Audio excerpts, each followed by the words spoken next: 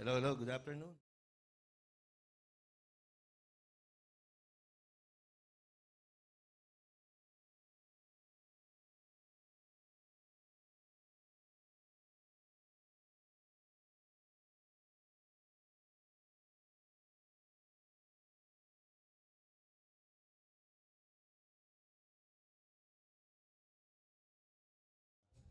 Pag-asa, wala si Director Malano?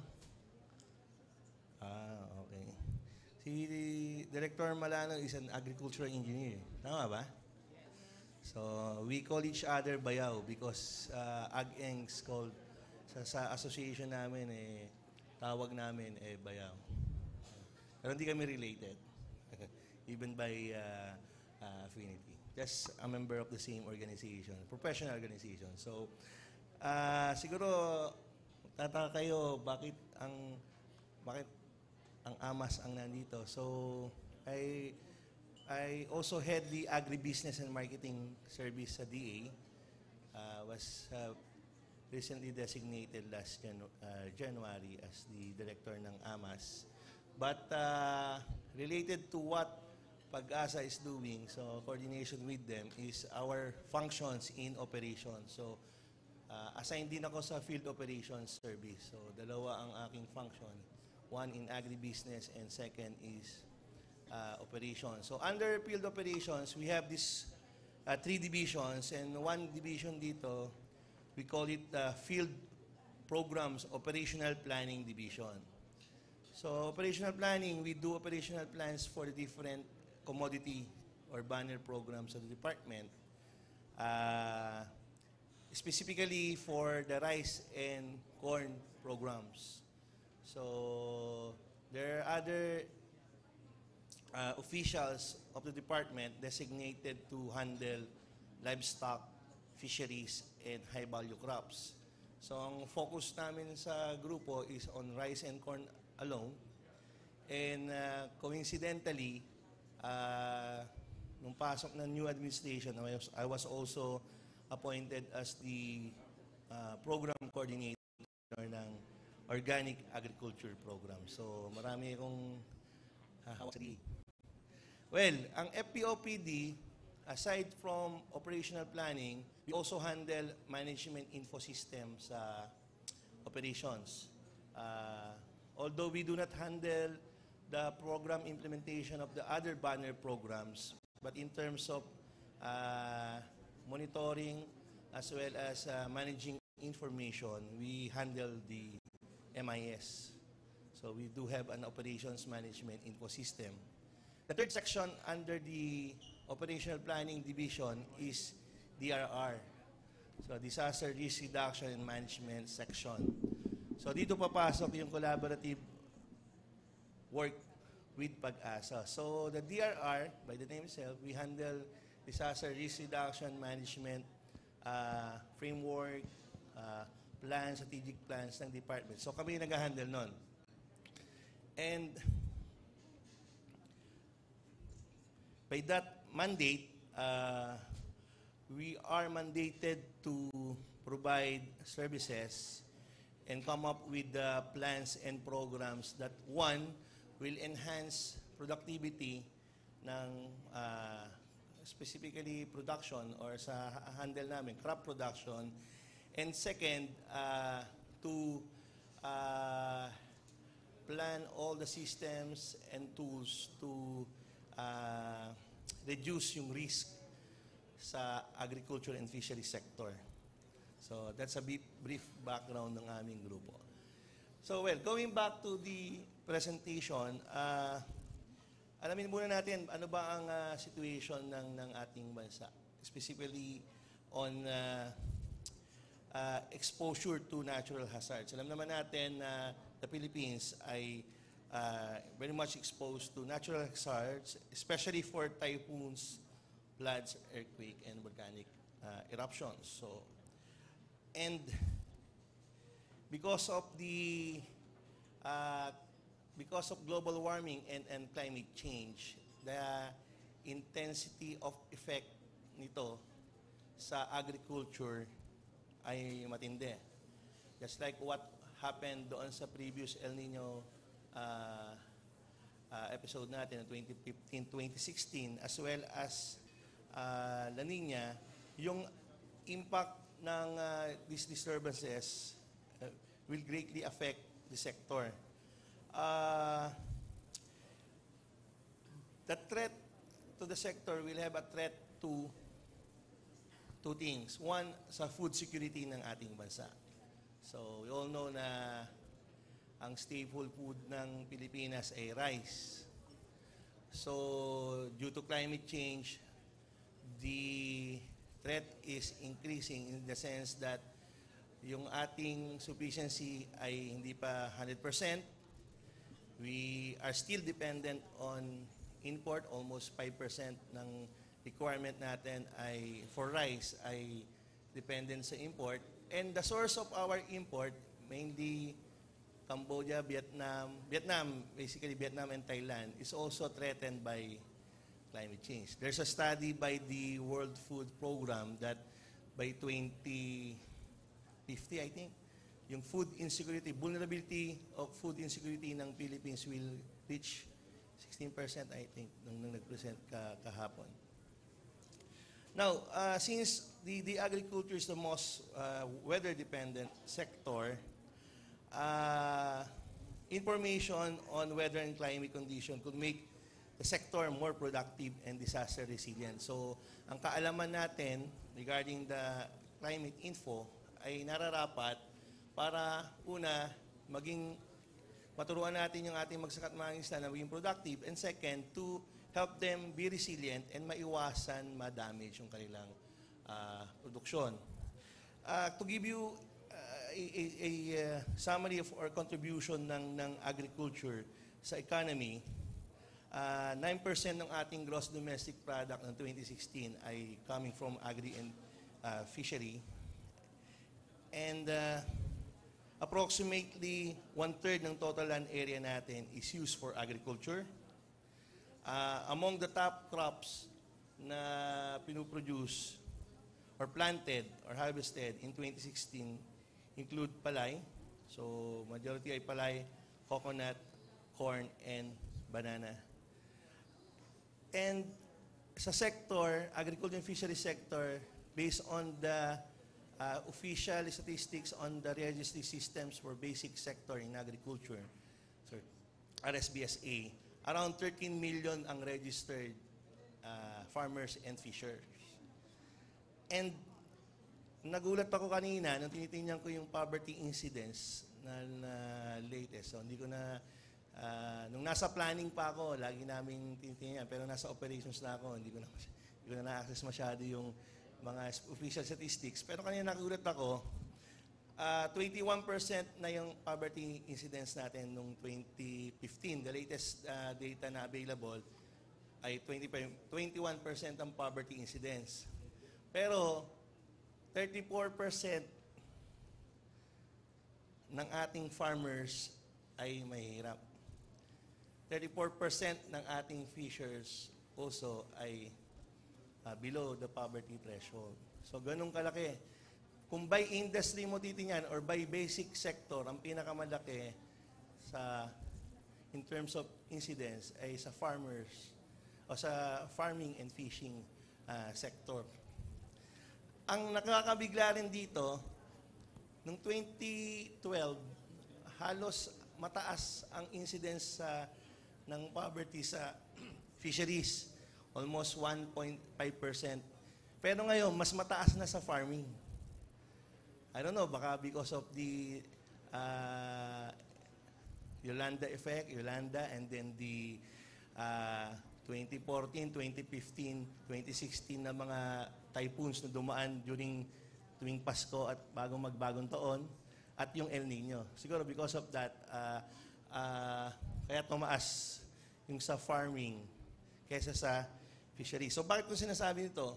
Hindi lang threat ang natural hazards in terms of sa mga bagyo o pagbaha, sa food security, but also most importantly sa livelihoods ng ating mga magsasaka at mangingisda. So, we need to do something or to plan or use some tools o systems na makakatulong, one, for enhancing nga yung productivity nila, and two, to help them manage yung risk sa ganitong mga klaseng calamities.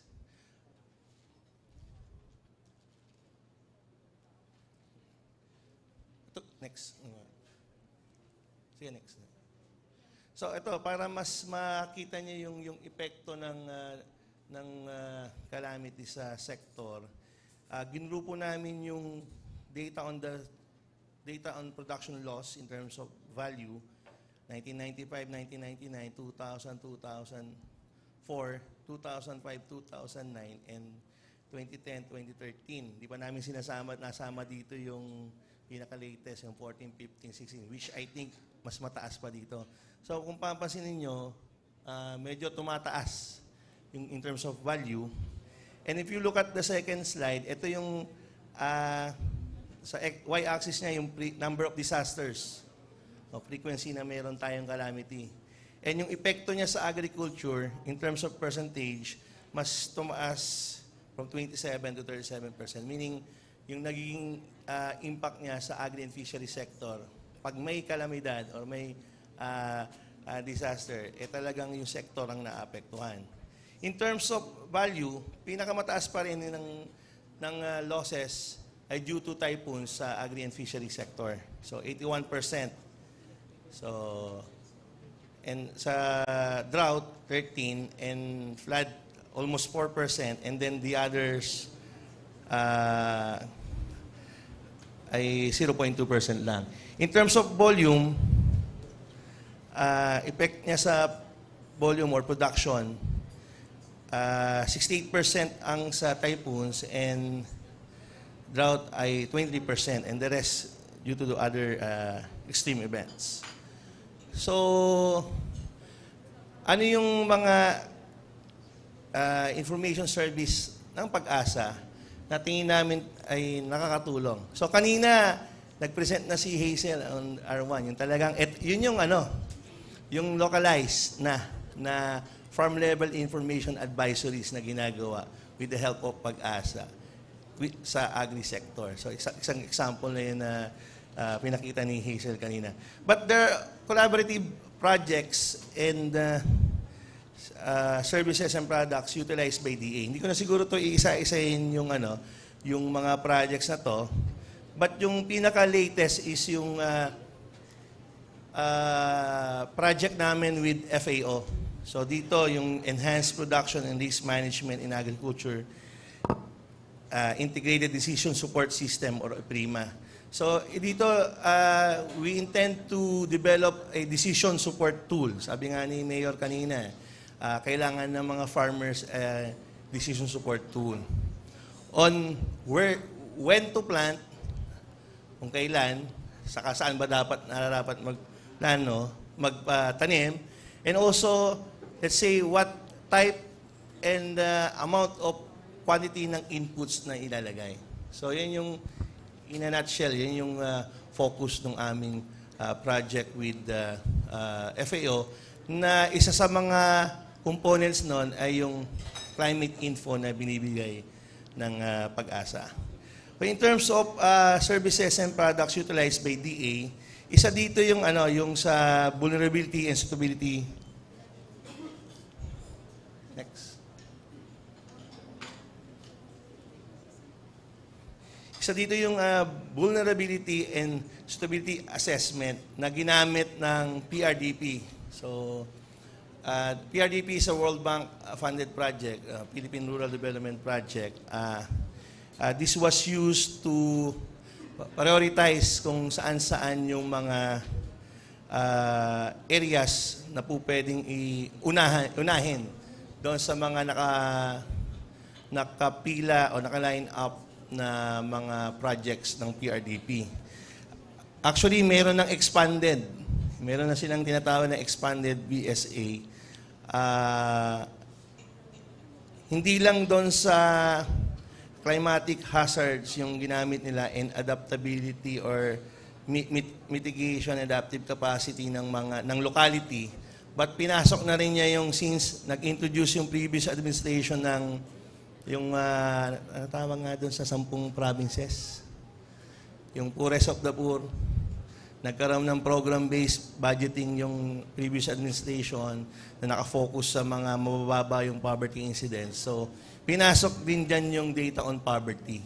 So, kaya may expanded na silang na tinatawag. So dito, aside doon sa crop suitability o land suitability in terms of kung ano yung itatanim, risk sa erosion and flooding, pinasok din yan ng project yung criteria on exposure to extreme climatic events such as typhoon and drought. Another is doon sa DRRM Operation Center. So, we have established yung DA, Disaster Risk Reduction Management Operation Center, kung saan yung trigger namin na mag-alert sa affected regions or provinces ay nanggagaling sa PAGASA based on their advisory. Pagka sinabi nila na within 24 hours ay papasok na ang isang bagyo sa Philippine Area of Responsibility, meron na lang kaming protocols and manuals based din to sa manual ng OCD na ina-activate na namin yung operation center kung saan dadaan yung path ng bagyo. So dito, pagka nag-advise na sila, we do risk assessment. So sa risk assessment, pagka forewarned yung ating hazard, nagkakonduct kami ng risk assessment. Within DA, sa MIS namin, especially for rice and corn, we do have planting and standing crops data by municipality. Sa region, meron yan by barangay, may municipality. Sa amin sa national, meron kaming by province and by province and then by region. So, dito nakalagay kung ilan area yung nagtanim this week and so on. So, based on the date ng planting, we can know kung anong stage of crop production na at this point in time siya darating. So, based sa forecast ng PAGASA kung saan siya dadaan, we do risk assessment kung ilan ba yung madadamage, not only on the area but also on the stage of crop development. Kasi there are some, kung gaano kataas yung rainfall intensity niya in terms of millimeter, pwede siyang beneficial, pwedeng hindi beneficial, depende sa stage of crop production. So alam naman natin sa Pilipinas, walang synchronous planting na nangyayari kasi sa isang area lang, yung isa vegetative stage pa lang, yung isa nasa reproductive stage, yung isa nasa maturity stage. So kaya mahirap din mag-assess kung ilan talaga yung madadamage na crop. Lalo na dito sa atin kasi iba-iba yung sa isang pixel lang ng satellite image, iba-iba na yung makikita mong stage of crop growth. So, we do that, yung risk assessment. So, doon nakakatulong yung mga advisory din na binibigay ng PAGASA. Not only that, in terms of preparation ng action plan, lalo na nung last time, yung sa El Nino, so nakatulong din dito yung every month na ginagawa natin na COF din yan. Ha? Rain, yung sa ating interagency group na ginawa ng NEDA, yung roadmap to address the impact ng El Nino. So, yung rain. So, dito, explain ng mas hindi technical, Base sa yung nung nagfo-forecast o nagbibigay ng forecast ng pag-asa, mapapansin nyo doon during the El Nino, meron silang red. Di ba? Tapos may, ano ba bang kulay doon? Yellow saka?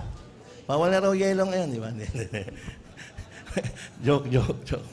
Red, tapos orange. Anyway, so may kulay yan, di ba? Pero yon ay, ang tawag nila ay agrometeorological drought. A meteorological drought. Nabubulol ako. Meteorological drought. Ibig sabihin, based sa normal, based on the data nila sa system, 30 years ba ginagamit natin? 30 years normal. Ito ang normal rainfall sa gantong probinsya. Ang province kaya, di ba? Bumaba siya ng more than 40%. 3 sunod na buwan, red na yon. Dry spell. Pero basta may corresponding color. Coded na yan. Pero based lang sa rainfall yon. Kailangan namin i-process yon sa amin, sa DA. Kasi, depende sa kung kailan siya nagtanim, yung farmer mo. So, siyempre, meron siyang cropping calendar sa isang probinsya. In general. Kumbaga, in general, ito, pero not all sumusunod doon. Pwedeng mas nauna, pwedeng mas na-delay.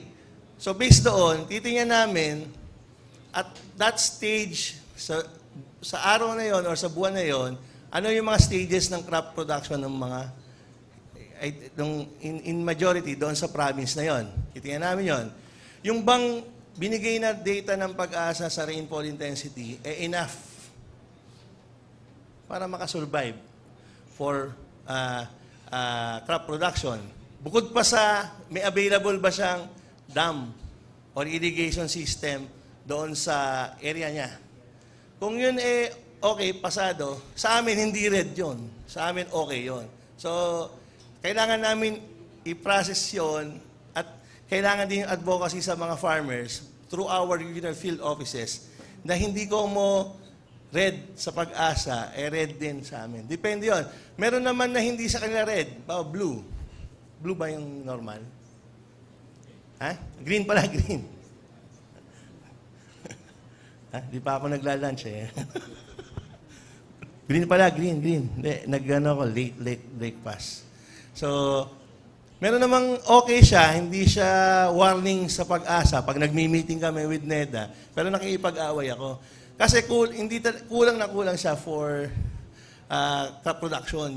Yung millimeter of rainfall na pino-forecast nila, kulang yon. Hindi siya magsusurvive. So, yung mga ganong instance, kailangan naming mag-assess. So, although ang capacity ng DA, hindi pa ganon na-spread out hanggang baba, hanggang region. Buti nga, nandyan si Mayor, nandyan si Hazel. May initiative on the ground na magkaroon ng knowledge na matuto regarding climate info. So doon kami nagbabase ng ano yung interventions na paplanuhin namin at saan mga lugar yung dapat namin tutukan via the advice na binibigay ng pag-asa. So on the farm and fishery operations na, so pag-asa provide us daily farm weather forecast and advisories. Ito yung na-mention ni Hazel kanina sa presentation. So, regular farm weather forecast and advisory on recommended activities by farmer. Kung kailan ba siya magtatanim, kailan application, mas magandang application ng fertilizer and so on. So, meron din binibigay na info or product ang pag-asa, yung 10-day regional agri-weather information. Ang purpose nito is the same, to give us meteorological situation and prognosis and then recommend proper nutrient management and fertilizer application. Meron din kaming, next, pareho lang naman meron din kaming tinitingnan na on monitoring ng pests and diseases. So, depende sa paglipat ng season, kung, di ba, La Nina.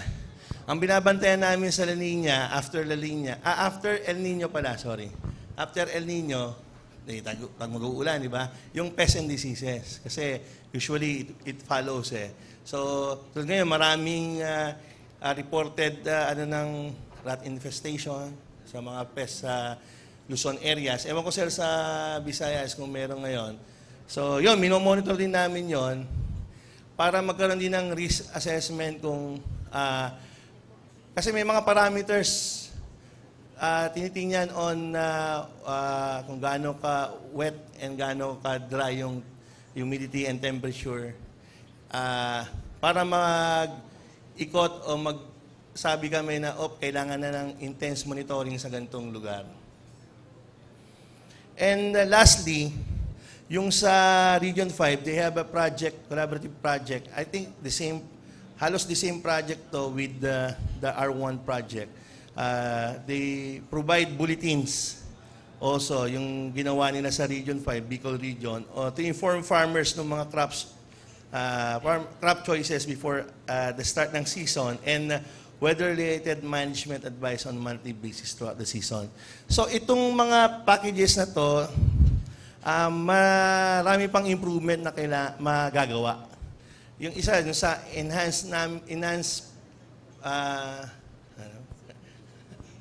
nawala na tayo. Enhanced Productivity and Risk Management in Agriculture or yung EPRIMA, ang gagawin doon, hindi siya static dynamic calendar, kundi dynamic. Depende doon sa, natawag nyo nga doon sa system, yung sa forecast nyo. Kasi yung static, based on historical, gagawa ka ng, ito sa lugar na to ang magiging advice na cropping calendar. Pero doon sa dynamic, depende sa new forecast, ini-impute doon sa sa system. This is a system na ito yung system na we intend to establish all throughout with the help and assistance ng FAO. And I'm sure sila Hazel and private sector can also help on this na ma-expand sa iba't ibang areas natin. So, dito sa system na to, parang magiging web-based siya na pwede mong makita yung mga products and also advices na kung kailan dapat magtanim and all. Second also, ginagamit na rin to ng ibang area. Ewan ko kailan Hazel kung ginagamit. Yung sa text, yung web.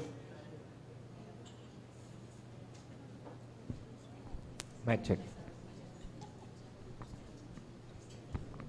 Through an Android application, pwede siyang ring mag-text blast sa area. Magkukwiri lang and then i-advise yung farmers, ito yung forecast, 10-day forecast, and kung kailan siya pwedeng magtanim. So, based on that info and process data, we can advise farmers kung i-adjust niya, lalo na pag may La Nina, advance or di-delay, depending on the forecast na piniprovide nila.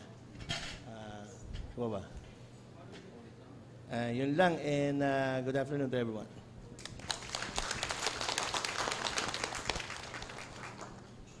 Thank you, Engineer Morales. So, sir, okay lang po ba if we entertain some questions? Okay, so, yun pong meron mga questions, we can entertain na po bago po natin pakainin si Engineer Morales. Any question po? Yes, sir.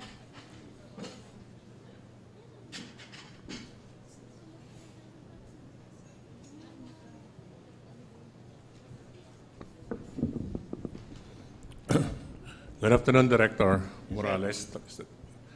My name is Johnny Konghun po. I'm a salt farmer. Salt farmer po. Gumagawa po ng asin. Fishery siya, no? My question po is that... Magsakata ako sa fishery subject. Po. Sige, sir. My question po sa, in due respect sa inyo po, assessing my observation from the ground, from 1 to 10, 10 being the best in agriculture, which include salt making, nasa 2 po tayo. In other words, bawang, asin, sibuyas, vegetable, lahat po yan ay imported sa Rustans and Shumart. And if you talk about the importers and ask why do they have to import, and they simply say we cannot the local market cannot supply. Being my assessment as to by and large, we are not in a good position to say we have a good food security, and so much more that until today, the rice is still a political question. So what can you say all of this, sir? May naka-record eh. No. Enlighten us, please.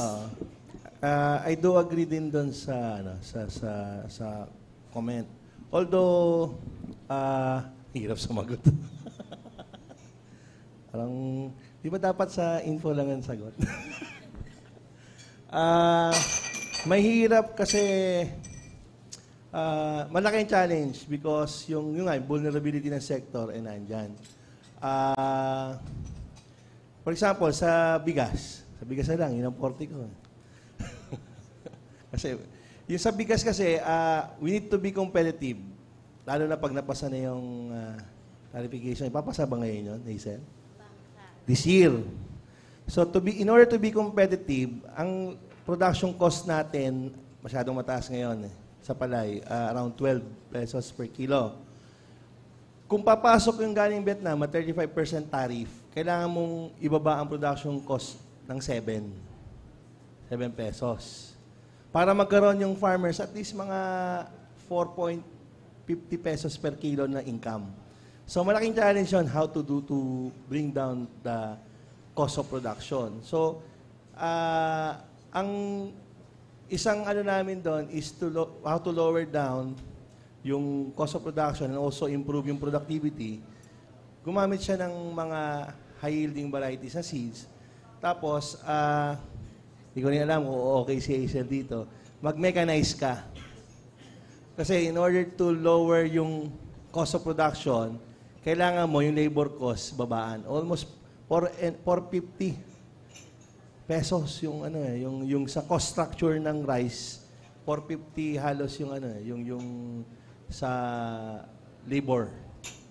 Wala pa doon yung ewan ko kung ginagawa ng NEDA kung kino-compute yung family labor as a labor. Wala pa yon doon sa computation. But in terms of lowering production costs, talagang kailangan namin tutukan on the labor, which is the only answer is to mechanize. Pero komplikado yung mechanization. Kasi alam niyo naman paano sa palay area kung ano itsura ng paddies natin. Not unlike Thailand or Vietnam na talagang yung, ano tawag mo doon? Pilapil ba? O, yung gano'n. 10 hektarya ata, buo. Sa atin, wala pang, yung iba, wala pang hektarya, may hati ng gano'n. Hindi pa pare-parehas. Iba-ibang korte. Siguro, medyo artist sila, so pa-iba-iba. May connection yun sa may connection siya sa elevation, yung sa topography ng lupa. So kaya ginagawa nila ganon. So doon sa roadmap na ginagawa namin, we need to do an assessment kung ilan ba talaga yung effective land area. So we need some political will para magawa yun dito sa atin. Na aside from mechanization, we also need to be able to be efficient, mag-adjust ka. Paano namin gagawin yon? It's a big challenge kasi you need to talk to the different organizations. Alam naman natin, mahirap talaga siya. Sa fisheries,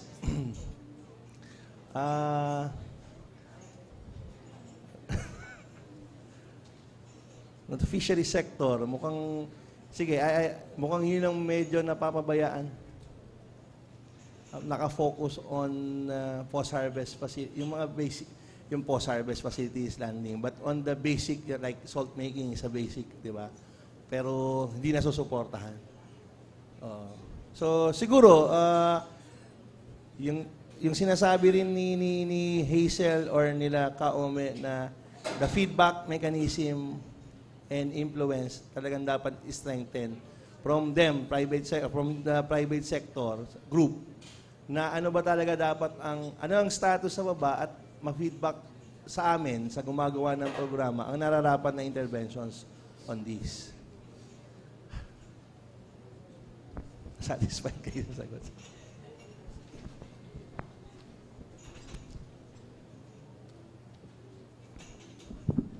Well, I've happened to do some health advocacy in many, many places. In fact, I'm wearing an anti-goiter shirt from the DOH. So we're the proponent of iodized salt, Fidel iodized salt. But sir, in spite of the 110, they call them PASUK, Philippine Agricultural, State, and University Colleges, 110 in the whole country, financed by the government of the Philippines. We are still very low in our agriculture, and we cannot sustain ourselves in this country.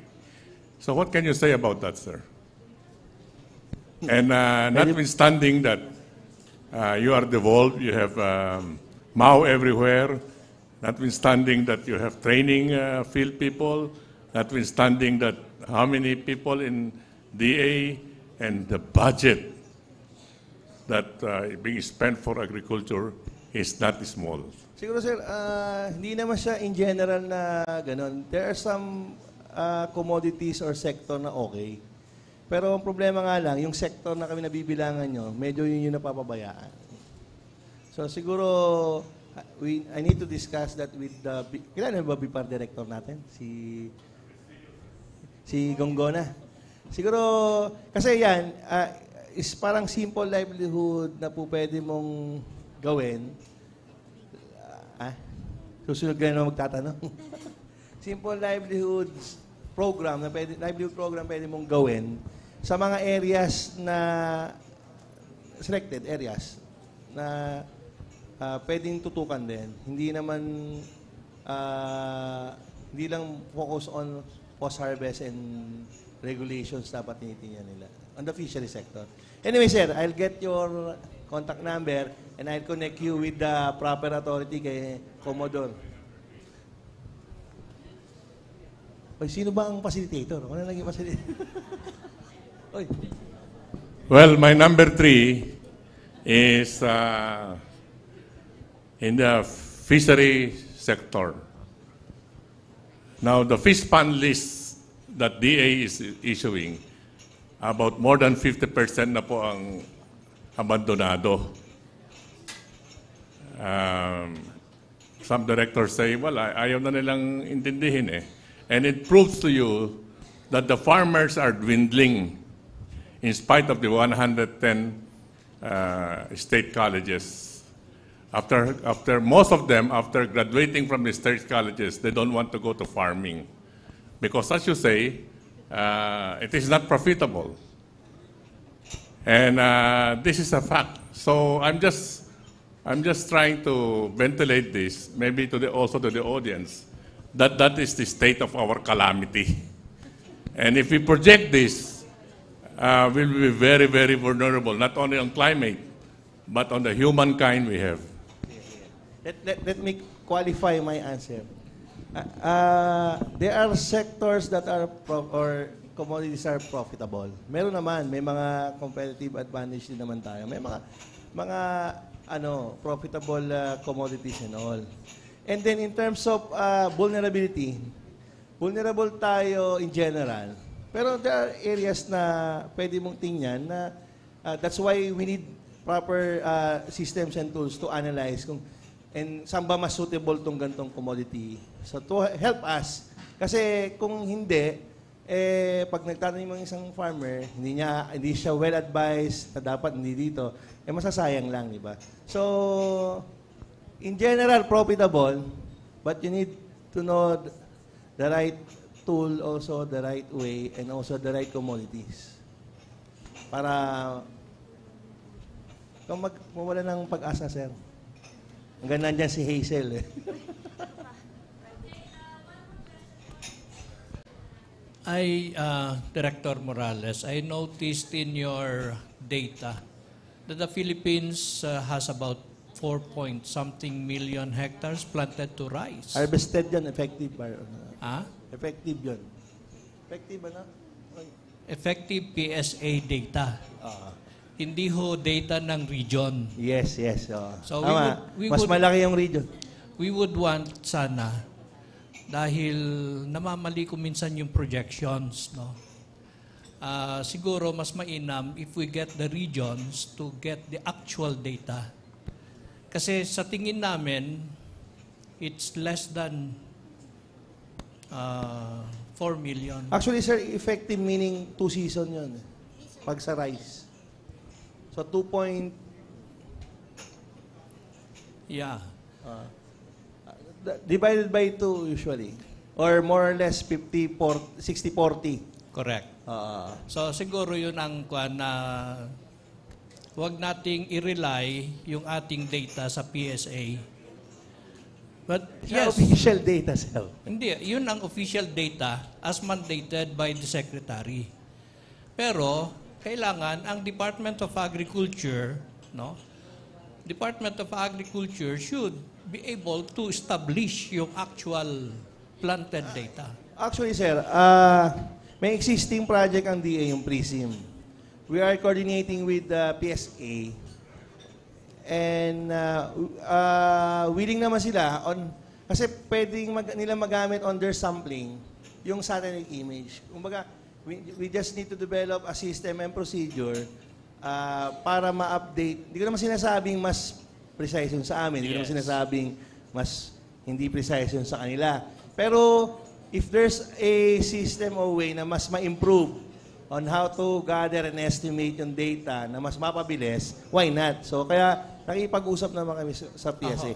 Kahit anong gawin nyo, sir, PSA is still the official data custodian of our country. Tama ho. Tama yun. Pero yun nga, kulang ang tao nila. Yun lang, kasi wala silang regional. Ang region nila, may region sila. Kaya lang region nila, 3 tao. Mas marami ang probinsya nila, 2, 3 tao lang din. Yeah. So siguro yon para nang sa ganon ay makuha natin yung talagang pagbabasihan natin ng ating rice harvest. Hindi yung gagamit tayo ng data na hindi naman makatotohanan pagkatapos ay sasabihin natin magkakaroon tayo ng rice sufficiency na kung ibabase mo doon sa land planted to rice, talagang malayo, no? Malayo tayo doon sa sa katotohanan.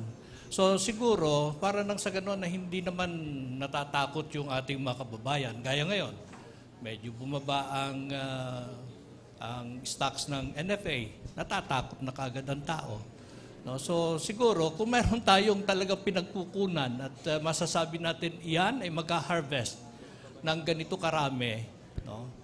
Talagang meron tayong pabasihan ng ating sinasabi. Actually, sir, yung data ng PSA, PSA, saka yung LGU data namin, nung nag-project kami, halos, in terms of production, not on the area, but in terms of production, halos pareho.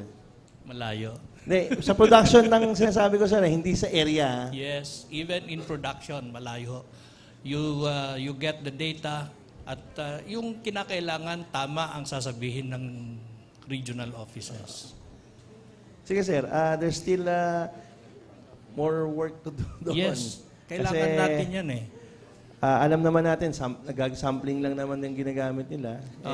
And statistically correct naman yun. Kung statistically acceptable yung methodology yung ginagamit nila. Sabi ko nga, if there's system or tool na may improve pa yung efficiency na paggawa nila and also yung kanilang reliability mas ma-increase pa, why not? So that's why we are collaborating with them para kasi may existing kaming satellite image na PRISM, yung Philippine Rice Information System.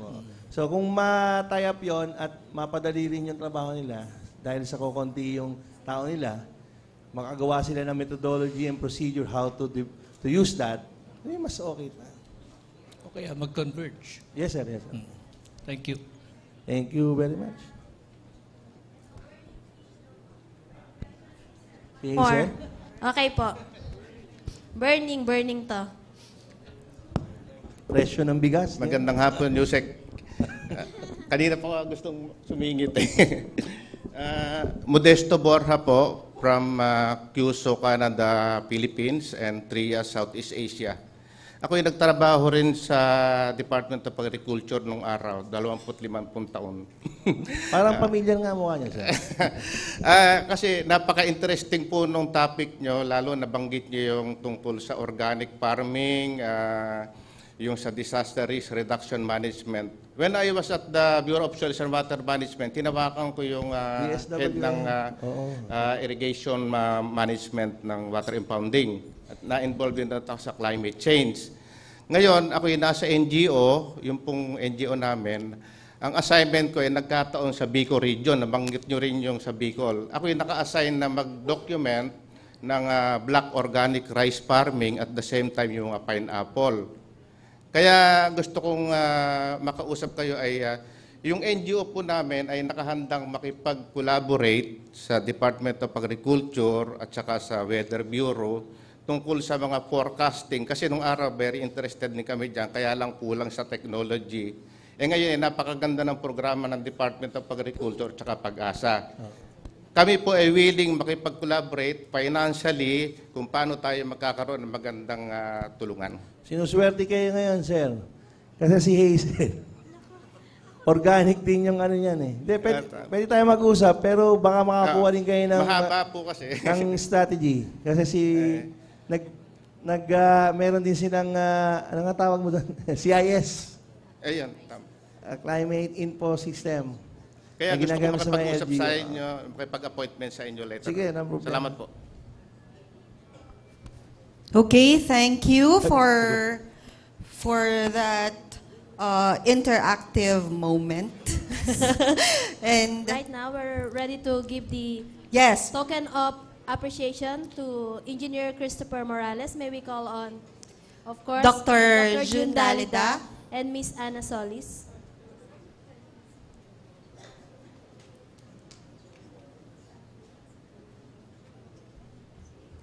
Miss Solis.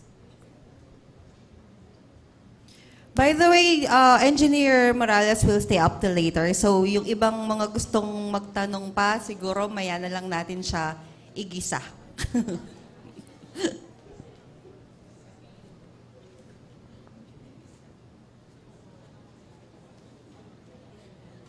Okay, thank you very much, sir. And dun po sa mga gusto pa magtanong, until 8 p.m. po nandito si sir. Tama? Okay po. So, yes, for our next speaker to discuss about the climate information services to the business sector, let's all welcome from Aldis Incorporated, Dr. Julius Alfonso C. Sabolarse.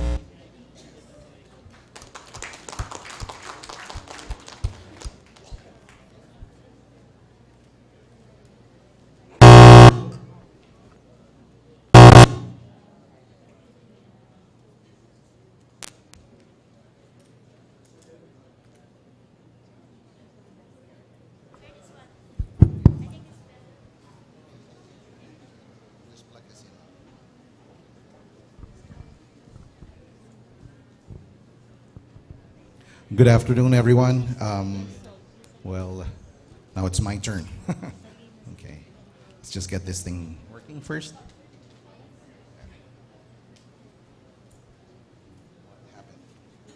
Okay. There you are.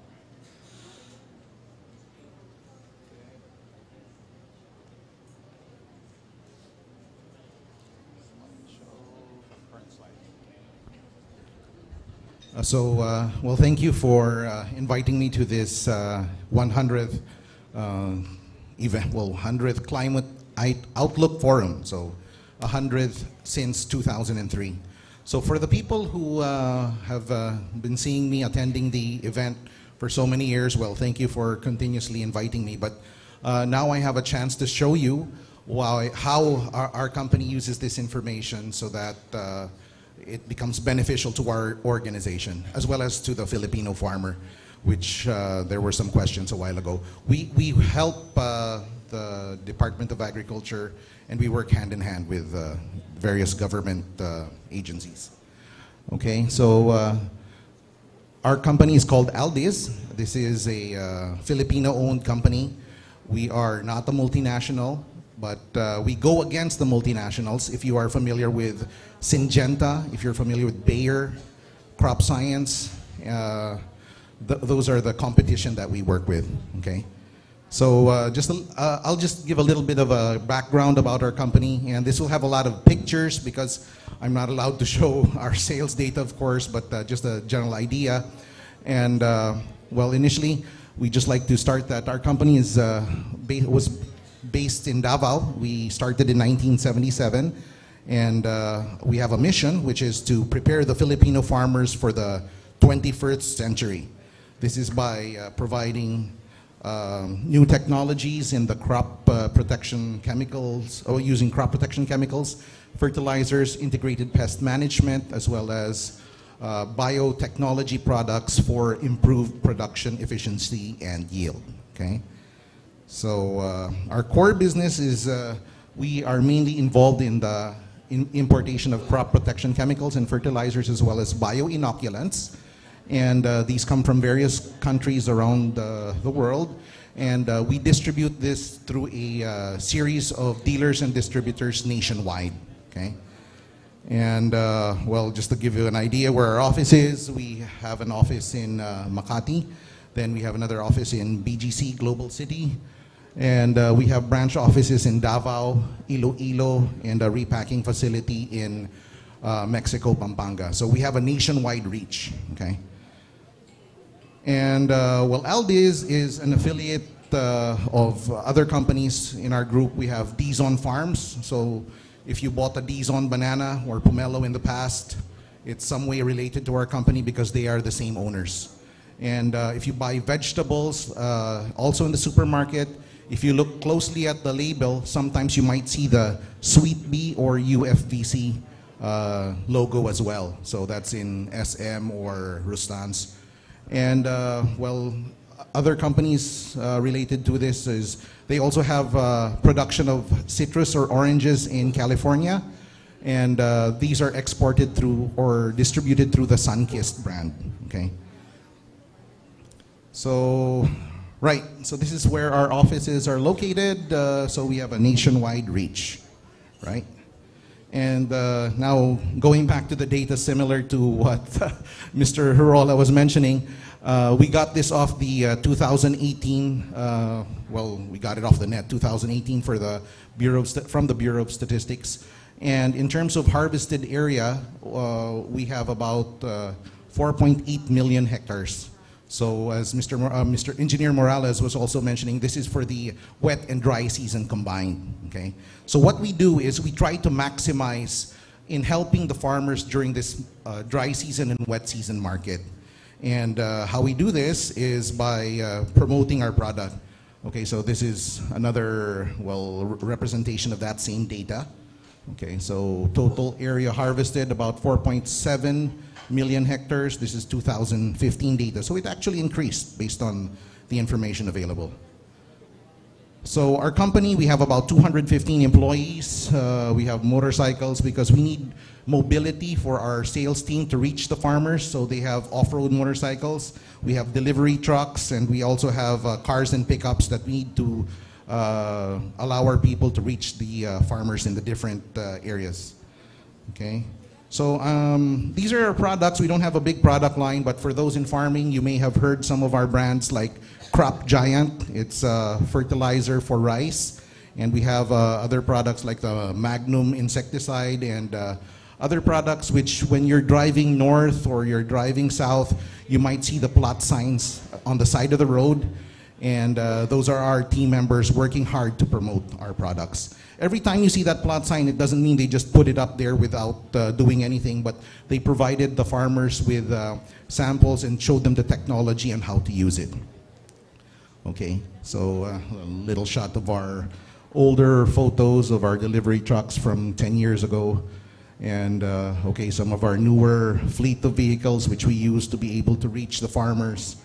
And okay, so some of our, a new one with a new product which is a proprietary or patented herbicide product. Okay, so yeah, we use this type of motorcycle so that we could reach the farmers, because in some areas, hindi makakarating ang four-wheeled vehicle. Even if it's four-wheel drive, you have to go on a motorcycle to cross little streams or rivers, okay, and bring some products in the back.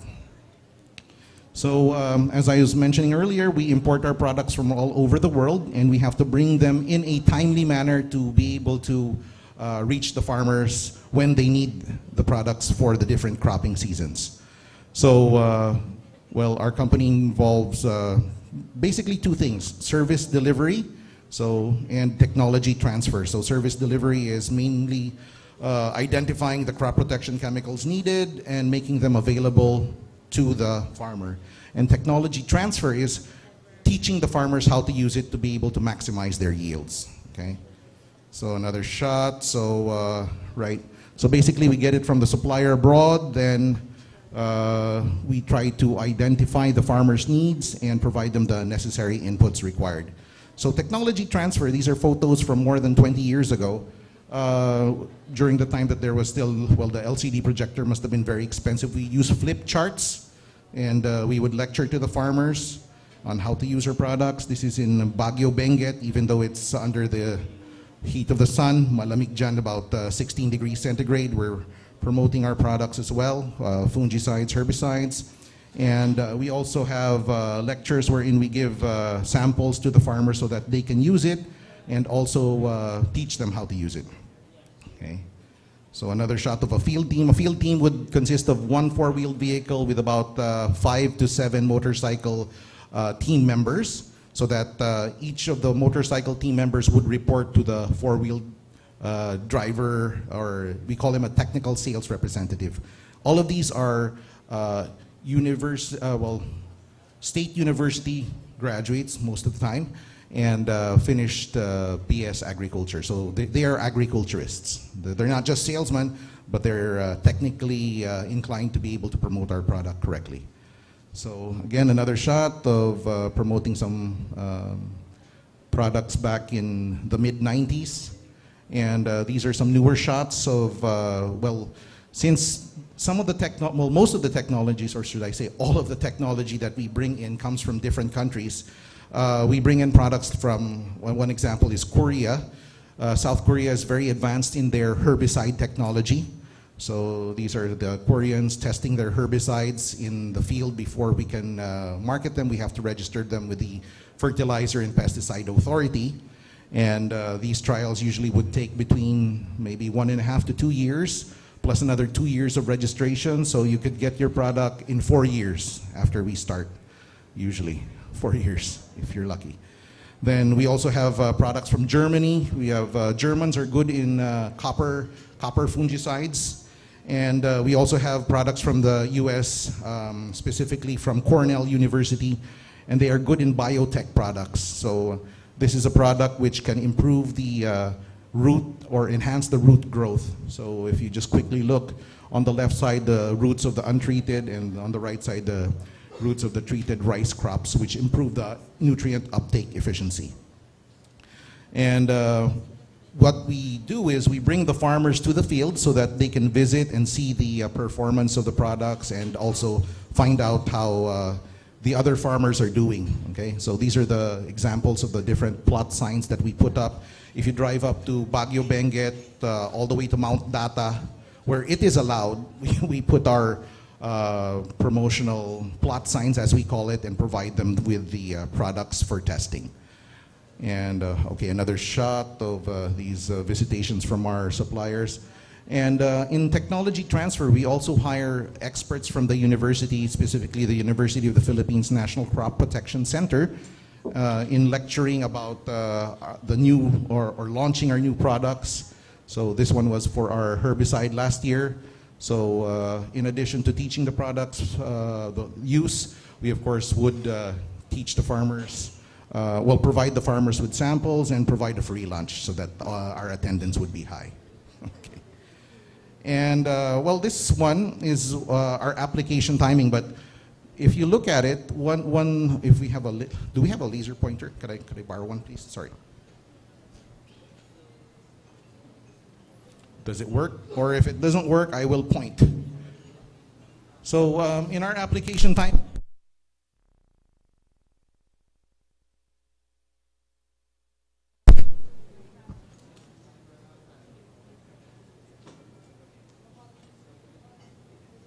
thank you. Sorry for the little, okay, here. In the application timing of our product, one of the most important things is the water, reintroduction of water. So therefore, that's one of the key concerns of our company is the availability of water. And that's why PAGASA is very important to us in terms of the forecasting when there is going to be an El Nino event or La Nina event, because when we encounter the drought, that's when the farmers start to reduce their planting area, and that affects our sales and promotions and the bottom line of our company. Okay, so again, just a quick one. This is our field area of operation. We operate nationwide, and we also have our own, company-owned production facilities. And like we were talking about, we would like to quickly talk about, sir, our vegetable production, which if you check it out in the supermarkets, this is a GAP certified facility, which is Good Agricultural Practices certified with the Department of Agriculture, Bureau of Plant Industry. And we test our products here as well. So if you would like to quickly see, this is one of the farms, one of the 6 or 10 farms owned by the company. So we produce the vegetables here in Bukidnon, and we test our products here in Bukidnon. And 3 times a week, these are put onto an airplane, Cebu Pacific, flown to Manila, and you will be able to buy it in your supermarket the next day. So this is the production systems that we use, and we use the technology that we bring in from various countries. Okay. So, okay, let's go to the next one. So our summary of our activities is we have product launchings, farm demos, big landowners meetings. When we say big landowners, these are the farmers who have about 3 hectares or more. And we have product caravans. If you saw those motorcades of vehicles with the motorcycle people, that's a product caravan.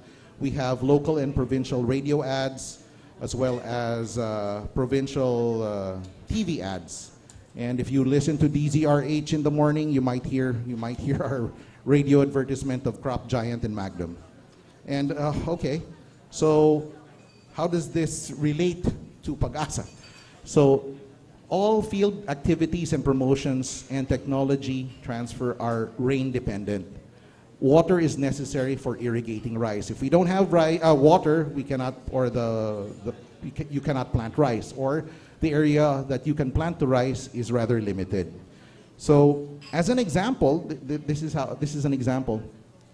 This is actual data. I just cannot provide the name of the herbicide, but this is the post-emergent herbicide importation data from the year 2001 all the way until 2017. You may notice the rise and fall of the product based on, we try to match it with the demand.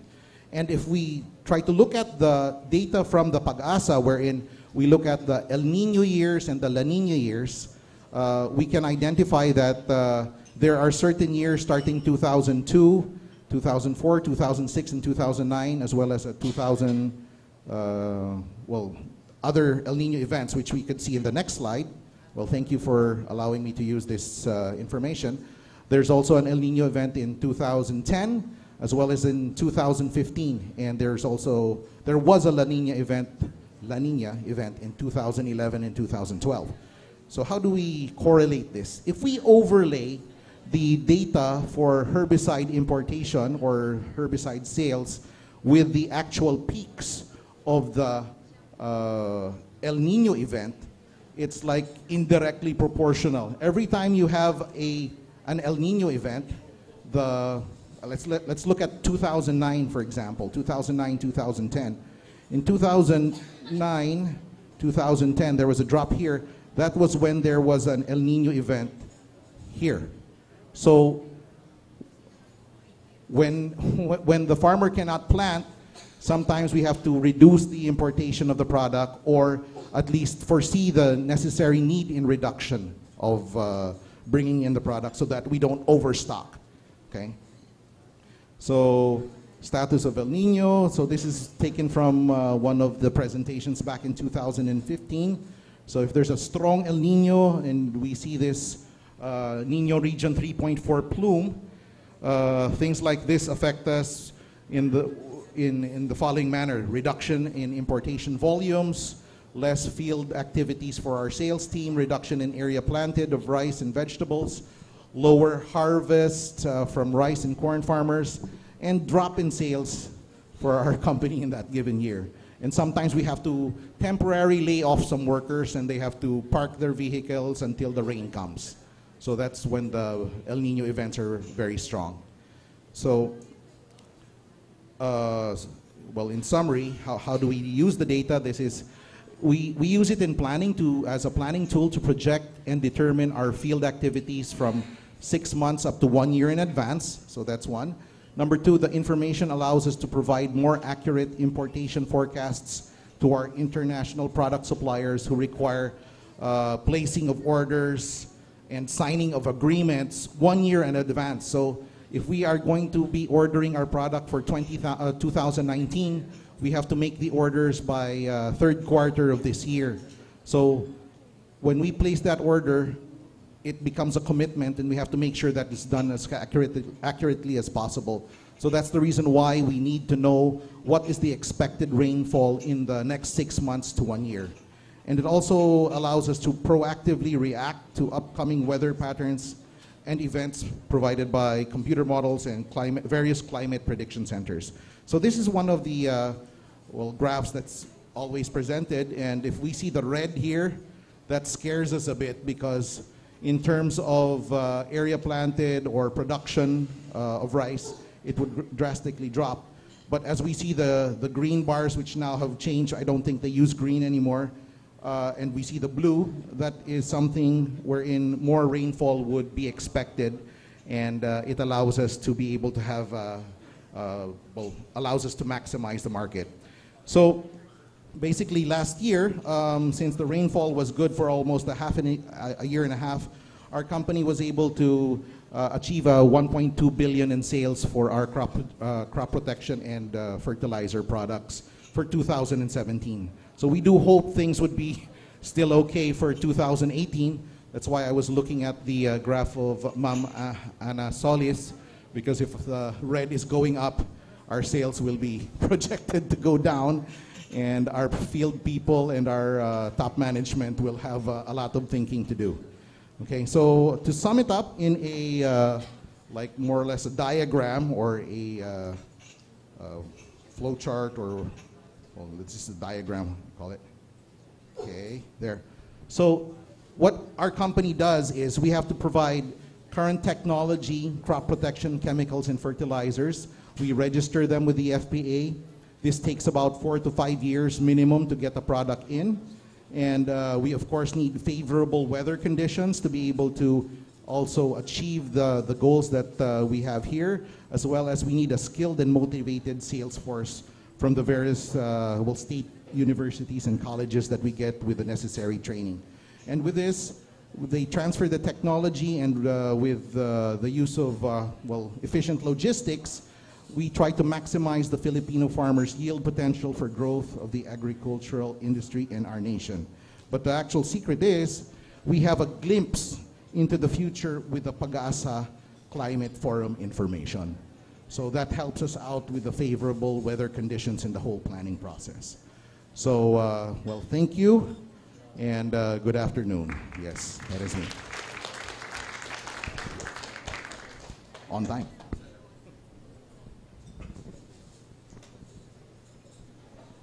Do you have any questions? Yes, sir.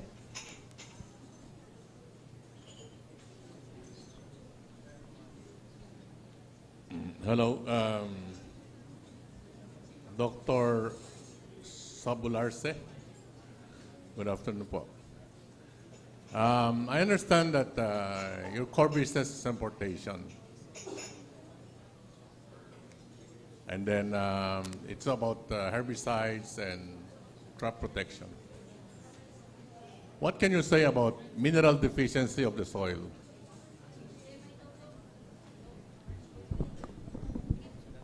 Mineral deficiency of the soil. So somebody from Bureau of Soils and Water Management would be the expert to answer that. But in the meantime, if you're talking about certain products that we carry that would address that, we have fertilizers which are, well, we import them from Israel. And basically they contain micronutrients which address various mineral deficiencies of the crop based on the soil conditions. So this is a foliar fertilizer, and it helps in being able to, well, address whatever mineral deficiency there is. And we also have a biotech product, which I was pointing out earlier, the one that improves the root growth. So if there are certain minerals that are deficient in the specific location, the larger root structure allows you to get better absorption of the remaining minerals there. So we have some stuff that, we have some products that will be able to help those things out. Okay, you got a mic, sir, so that we don't have to share one. Yes, sir. Well, follow-up question lang po. Sandali lang po ito. No problem, sir. I've been working for mineral deficiency in human animals. Now I have started about mineral deficiency of our soil in the Philippines. And indeed, we are severely in deficiency in all these three aspects. Now, apparently, our company can produce minerals for the soil unlimitedly. Mahal po ba ninyo yung mga... Baka gusto nyo lang ninyo yung ibang bansa. Eh, mag-a-apply po ako ng trabaho sa inyo. Baka sakaling mamahalin po ninyo yung ating sariling produce. As long as your product is registered with the FPA, we'd be glad to look into it, sir. You started to say no already. Thank you po. Yeah, you're welcome. Well, just like to comment on that. If we look at the supply of various crop protection chemicals and fertilizers, these are usually mined or produced by countries maybe in Europe or Middle East or in China. But the trend right now is, I'm not sure, but just to explain, our industry is a little bit in a difficult situation right now because 70% of all the factories in China are closing down because of their now, a little bit late, focus on the environment. Because for the past 30, 40 years, they've been producing so many raw materials for the world, but their environment has been suffering. And because of that, they will be closing down 70% of their plants, and they will focus more on production of products for their domestic market. So whatever is left, yun ang mabibili ng rest of the world. That's why maybe being able to produce things outside China should be the focus. And if we could produce something here, like the microelements, micronutrients, and be able to use them locally, that would be an advantage for us. Yes, sir. Thank you.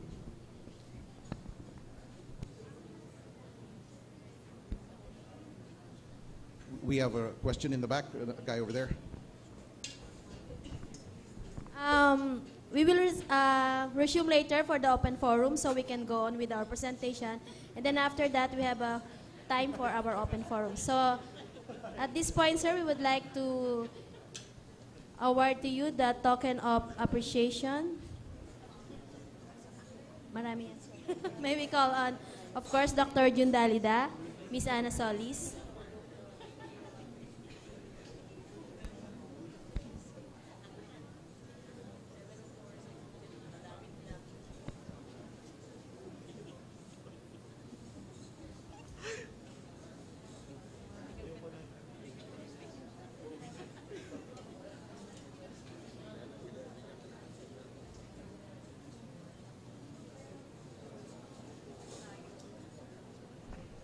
Thank you very much, Dr. Sabalarse.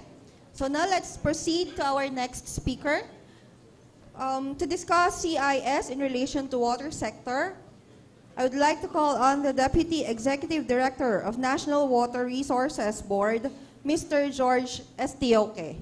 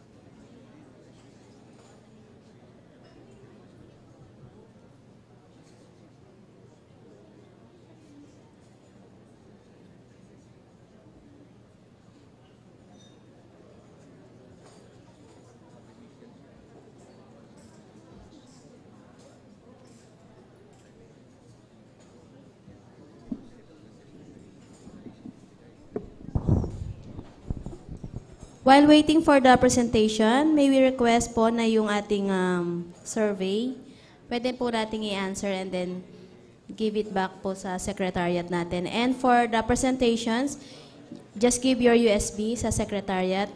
And later po, please stay until after dinner, so we have socials po. And then we will also have our testing of the mobile app para po sa ating mga climate products. So, tomorrow po yung official launching niya. So, ito po yung test run na gagawin natin. So, i-ready lang po natin yung ating mga Android phone for downloading po yung app. Thank you po.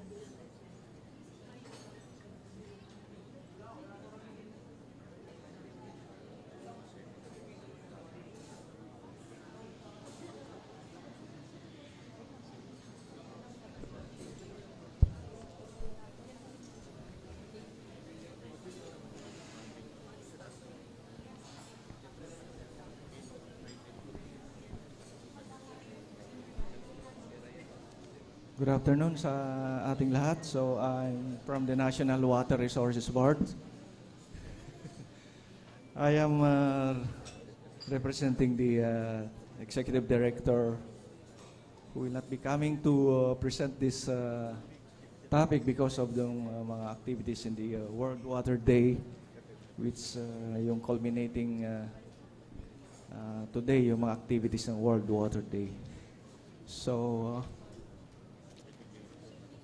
I would be presenting to you yung use and relevance of PAGASA, climate information with respect to the water sector, specifically yung sa operation and activities in the National Water Resources Board in terms of management and regulation.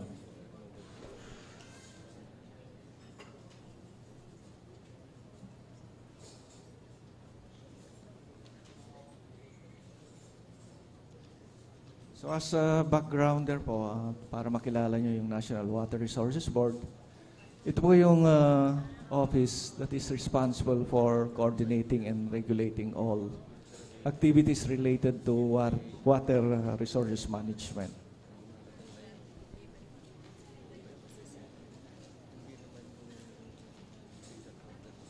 So in terms of service and function ng National Water Resources Board, we have yung policy formulation, evaluation, and coordination of water resource programs, water use regulation, the regulation of water utilities operation, and the monitoring of water appropriation and utilization. So, dalawang functions namin ang nangangailangan ng mga climate data, hydrometeorological data. This is on the policy formulation and also yung water use regulation.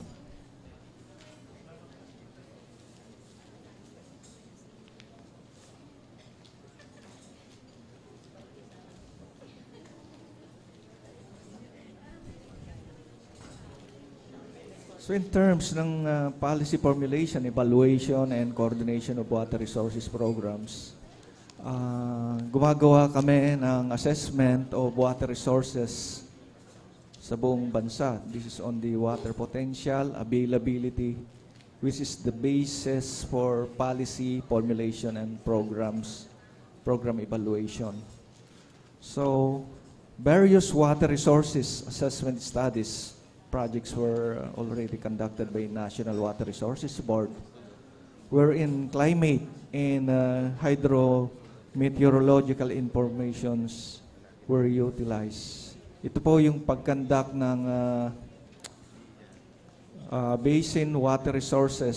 So napaka-importante yung input natin dito, yung rainfall, so that we can determine how much water resource is available to meet yung water demand for irrigation, domestic water supply, agriculture, water, and other uses.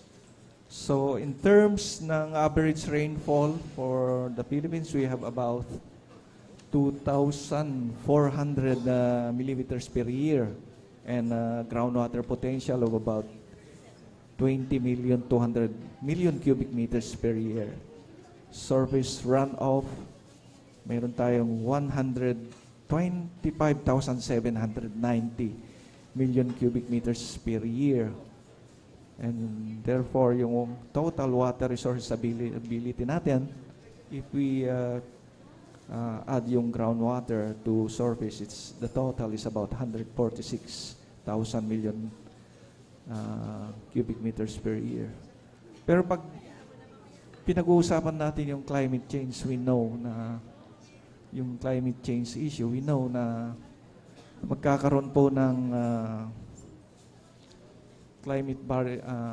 yung rainfall pattern ay na-alter because of yung global warming, and yung as a result magkakaroon pa ng increase in temperature globally. So ito po yung tinitignan natin, if halimbawa, by the year 2020, ano po ang kalalagayan ng water resource? Lalo nagbabago yung rainfall pattern natin. And then, comes 2050, ano po yung magiging status ng water resource natin? We know for a fact na yung isa sa mga findings ng climate change studies yung pong lumalaki ang rainfall in some areas and some areas would suffer less rainfall than normal. So ito po yung naitutulong ng climate information sa Pilipinas which is being provided by the PAGASA. So napakalaking input ito sa ating pag-analyze ng seasonal water availability.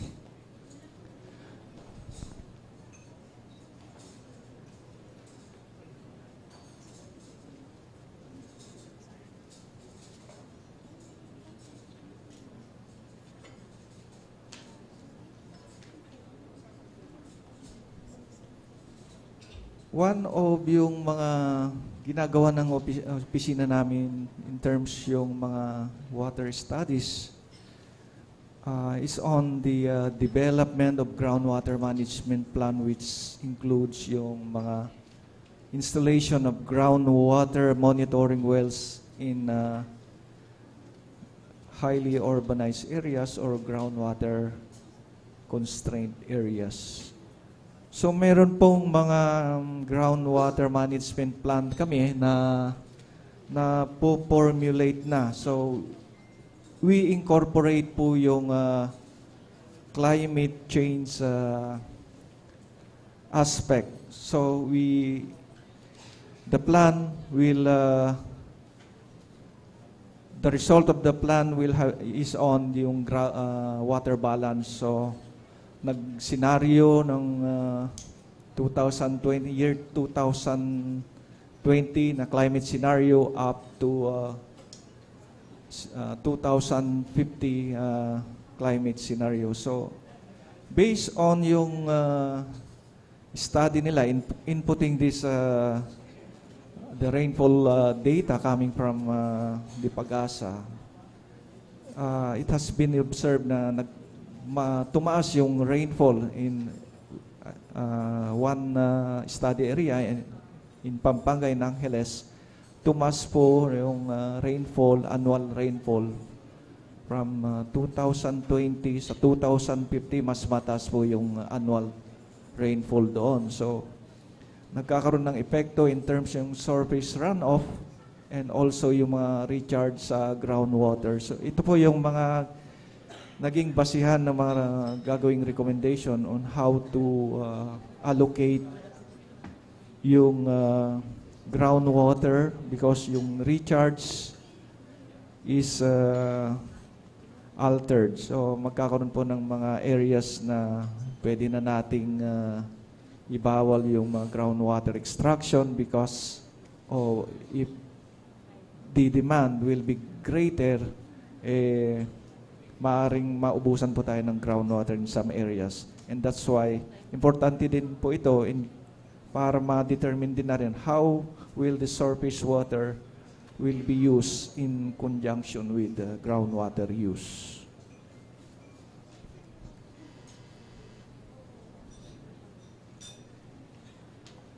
In terms po ng regulation, with respect sa reservoir operation po. Alam po nito yung mga taga-PAGASA because they are one of our partners in coming up with yung mga decision-making, especially I will mention yung Angat Reservoir because it's a multi-purpose project where nag-aagawan po yung domestic, municipal, irrigation, power, and other uses. So, especially during El Nino years, we have the problem of how will we allocate yung storage in the dam. So we make use of yung climate information from PAGASA para mas madaling o equitable po ang allocation doon sa mga gumagamit sa ANGAT.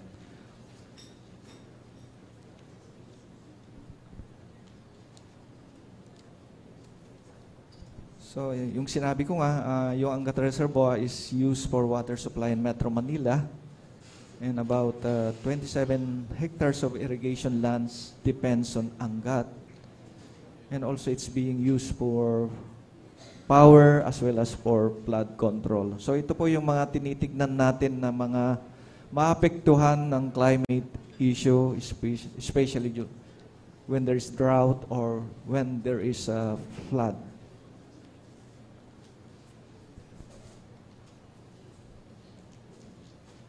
So basically, ang pag-allocate namin ng tubig sa coming from Angat Reservoir is monthly. So nagtatawag po kami ng meeting among PAGASA, NIA, NAPOCOR, the Angat Hydropower Corporation, the MWAS, and together with us, the NWRB. So may mga input tayo dito para ma-determine natin yung monthly water releases for each of yung mga uses for water supply, irrigation, and if it needs to have flood control functions.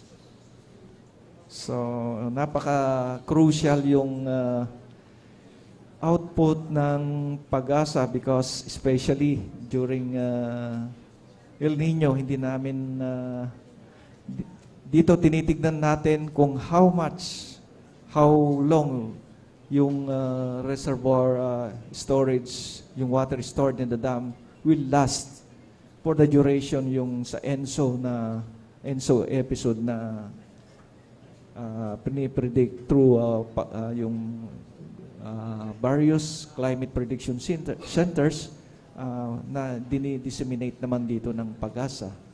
So, among the climate information that is being shared to us by PAGASA is on rainfall, yung temperature, dry day forecast, yung tropical cyclone frequency tracks. Napaka-crucial po ito because especially yung during yung high water level, we need to know kung saan babagsak yung rains because of yung tropical cyclone. So we need this all data para ma-manage namin yung releases without wasting too much water sa spillage, or we will use yung available water to supply yung mga requirements by various agencies na kumukuha. So yung crucial yung probabilistic ENSO outlook being shared by PAGASA, especially now that yung Angat is privatized as far as power supply is concerned. So, yun po yung mga relevance ng climate information being shared ng PAGASA.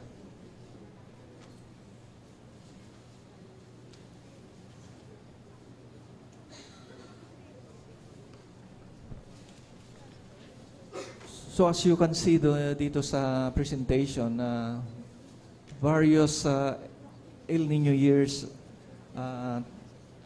tinitignan namin yung historical data ng mga water levels. This is being used as reference for our decisions, especially kung mayroon na namang dadating na El Nino. So we need to go back yung mga previously experienced na mga episode.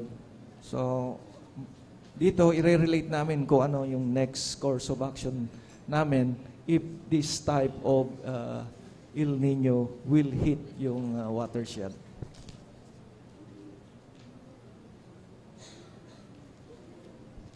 Another application po ng climate information is related po dito sa ecological study and sustainability plan, which is required for hydropower projects, especially dito sa mga run-of-the-river type of hydropower projects. So, we see to it na yung affected areas of the river na kung saan magkakaroon po ng run-of-the-river projects ay hindi maapektuhan yung ecological integrity ng watershed. So nagkakaroon po ng simulation dito using yung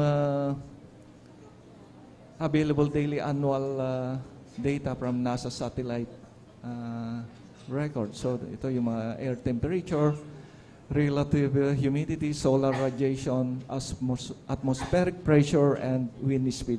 Ito ini-input doon sa model, and yung resulting mga parameters ay kino-compare namin kung magbabago doon sa mas malak.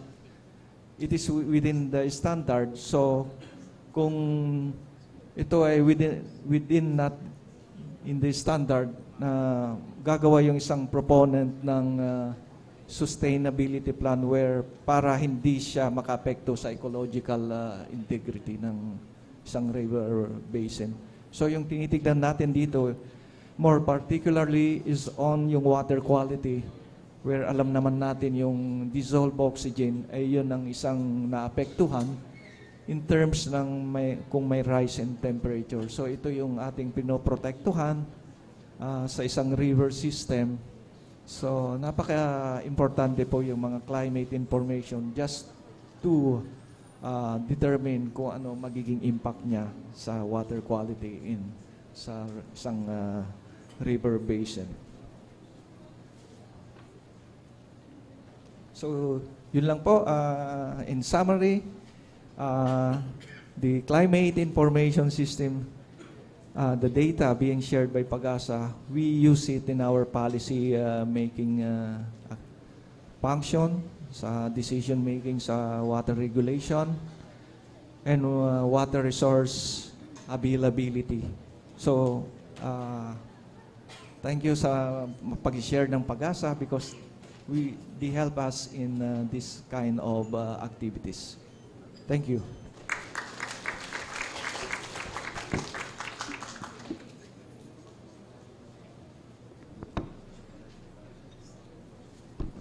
Thank you, Mr. Estioco. And to give the token of appreciation, I'd like to call on Dr. June Dalidat to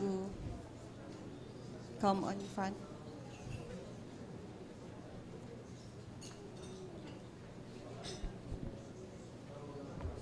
And together with Miss Ana Solis.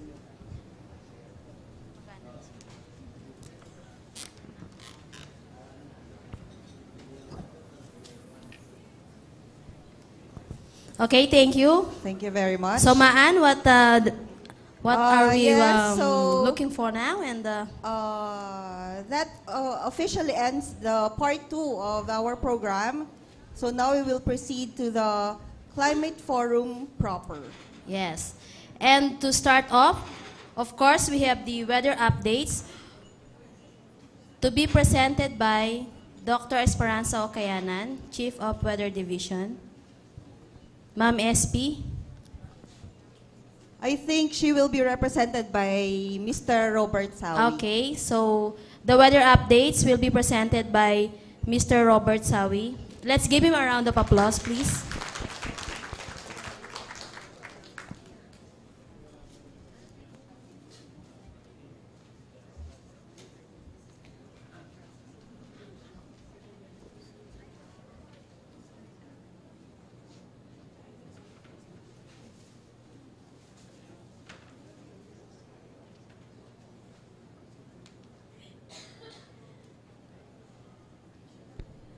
Good afternoon, everyone. Ako po si Robert Sawi, representing Dr. Kayanan.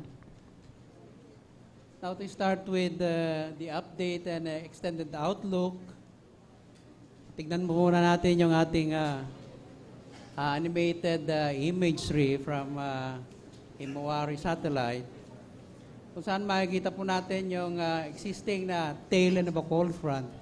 Still, medyo may delayed na nga yata ito. But ito pa rin at umiiral pa rin yung tinatawag nating TECF. And likewise, meron pa tayong minomonitor na isang LPA over the Micronesia at expected po ito na mag-develop into a tropical cyclone maybe in the next few days, then enter PAR by Monday. And also, the northeast monsoon still prevails over the northern part of the country. Bagamat hindi na po masyadong kalakasan yung monsoon na ito at magbibigay pa rin ng mga pagulan. Light rains, specifically yung northernmost part of the island. Then, ito naman yung image 3 kaninang 12 o'clock. At ito na nga po yung binabanggit nating LPA na minomonitor natin sa ngayon. Then, itong scaly figure ng satellite imagery taken from Himawari. Makikita natin na may kalamigan po ito. It indicates that this image ay medyo malamig pa yung temperature over the northern part of the country. Then, ito naman yung tinatawag nating SPC, say South Pacific Converging Zone. Parang kahalintulad po ito ng tinatawag nating ITCZ or the Intertropical Converging Zone. Bagamat wala pa po itong ITCZ na ito, expected na by April, ito ay nasa bandang equator na. So, it gradually moved towards the north, maybe by May hanggang September, then pababa na po ulit ito. Ito naman yung model output na ginagamit natin. Medyo iba na po. Hindi katulad nung previously climate forum outlook. Bagamat yung rainfall ay, ito yung bali pinaka the value. So makikita natin na today, kita naman dyan sa labas na medyo cloudy yung area until southern Luzon as well as dito sa may bandang area ng Mindanao. So ito na po yung, ito na po yung area ng LPA na previously monitored until now. Then by Friday evening, makita natin na pababa po yung rain activity towards the Bicol region and migrating southward at ganun din by Saturday, so tuloy-tuloy na yung kanyang pagbaba. Dahil po dun sa lakas ng monsoon ay tutulak itong tail end of cold front southward. Then by Sunday, makikita natin na yung rainfall activity due to the LPA ay parang lumalaki. But if you're going to take a look on the legend, parang dito lamang yung kanyang intensity. Bagamat 3-hourly lamang po ito, so considering that ito yung value, 22.5 for the 3-hour period. Pag kunenta natin 24-hourly, so mas malaki yung value. Then by Monday, still yung eastern part of Mindanao, ang mabibigyan ng paulan. Then likewise on Tuesday. So ito na yung LPA na minomonitor natin and expected to develop into a tropical depression or storm intensity before it will enter the Philippine area of responsibility. So what to expect? Cloudy with passing light rains over the regions of Cagayan Valley, Central Luzon, Calabarzon, and Bicol today and tomorrow. So bagamat hindi po natin ina-expect na kalakasan yung ulan na ibibigay po ito, so parang light rains or passing light rains ang ating inaasahan dito.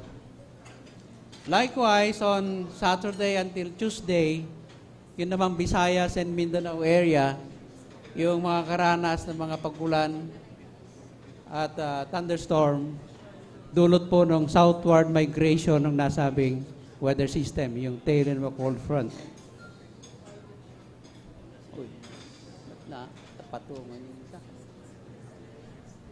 Anyway, yung the rest of the country ay partly cloudy to cloudy lamang po ito at expect na passing light rains lang yung inaasahan. Then, by Monday, expected na papasok na ito sa Philippine Area of Responsibility, yung tropical cyclone. At medyo slim naman yung chance na tumagal dahil recurvature po ang track nito. Yun lamang po. Maraming salamat.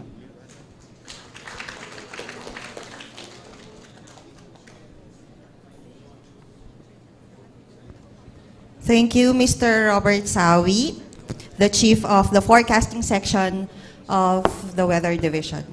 Yes, for our next speaker to discuss about the status of dams from Hydromet Division, Mr. Richard Orendain.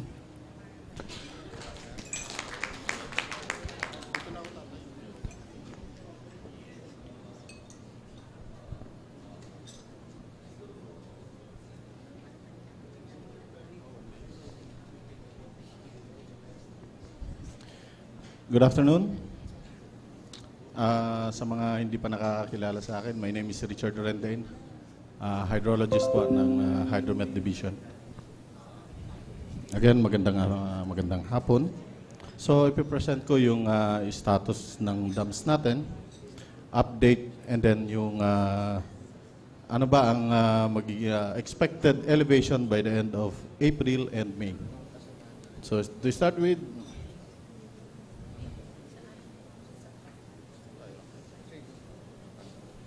update muna tayo. For now, ang elevation ng Angat is 203.07 and bahagya siyang bumaba ng 25 cm. And medyo malayo pa po ito sa normal high water level dahil nga walang mga pagulan within the watershed ng Angat Dam, kaya po patuloy ang pagbaba nitong elevation ng Angat. And for the rule curve, mataas pa rin yung reservoir water level elevation. Kumpara dito sa rule curve na 192.49 meters, ibig sabihin, normal pa rin yung operation ni Angat.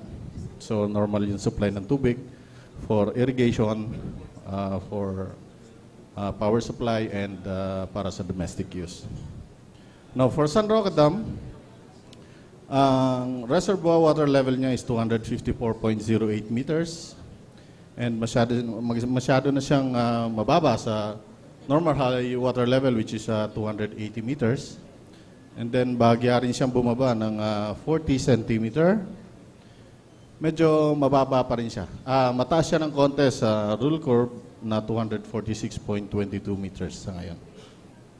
And for Pantabangan Dam, elevation is 188.02 meters and malayo pa rin siya sa normal high water level, which is 221 meters. And then yung 24-hour water level deviation niya is 28 centimeter. Mababa po siya sa rule curve, which is yung rule curve niya sa ngayon is 200.4 meters. Now for Magat Dam, reservoir elevation niya is 184.16, and then yung normal high water level niya is 193, which is yung spilling level niya. And 13 centimeter po ang ibinaba niya, yung 24-hour water level deviation. And mataas siya sa rule curve, which is 180.96 meters. Now for La Mesa Dam, so kung makikita natin, ang La Mesa Dam sa ngayon is 75.62 meters. And bahagya siyang bumaba ng 6 centimeter, and malayo pa po siya sa normal high water level na 80.15. And sa ngayon nga, ang La Mesa Dam is naka-red alert po tayo dahil masyado po mababa si La Mesa Dam. Kahit nga po mataas itong si Angat Dam sa ngayon, na pwede sanang supplyan itong La Mesa, but then sa ngayon 75.62 ang elevation niya ngayon.